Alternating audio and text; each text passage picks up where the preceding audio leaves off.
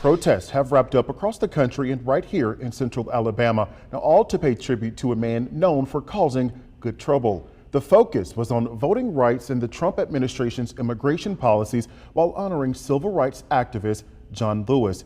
WBTM 13's Aaron Llewellyn live in Local 4 tonight in Birmingham. Aaron, you spoke with Lewis's cousin, so today's day of action is significant to the civil rights icon's legacy.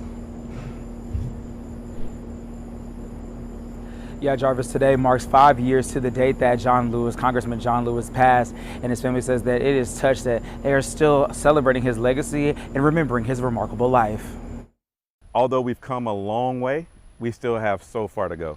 Armand Carter says commemorating his first cousin, the late Congressman John Lewis's death, is a reminder of where this country is today. A lot of the same things that they were marching and getting beaten and dying for are some of the same things that we are dealing with today as a country. Thursday's protests here at home and across the country were a direct response to the federal government's controversial policies like mass deportation and cuts to programs benefiting low-income people. The congressman lived his life about standing up for those who didn't have a voice.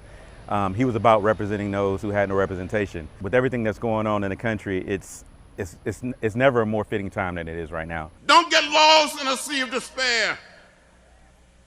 Stand up for what you believe. Carter says his cousin fought for the rights of everyone. He knows the civil rights icon would be inspired to see people from all walks of life coming together to push for change. Don't let anybody ever tell you you're too young or you're too insignificant enough to make a change. And it's not about, big action. Go out and take small action. And carrying on Lewis's legacy of good trouble, a phrase Carter still lives by today. If you see something that's not right, stand up, do something. No matter, even if that may negatively impact you, in the short term, you got to think about the long-term goal. Because it takes courage to fight for equality. Even though we've made progress, the fight is not over. So continue to fight, continue to get in that good trouble. And even after his death, Lewis's family is still encouraging young people to get into good trouble.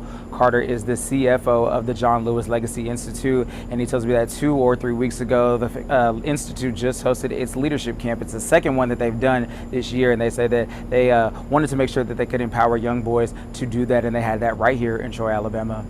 Live in Birmingham, Aaron Llewellyn, WBTM 13.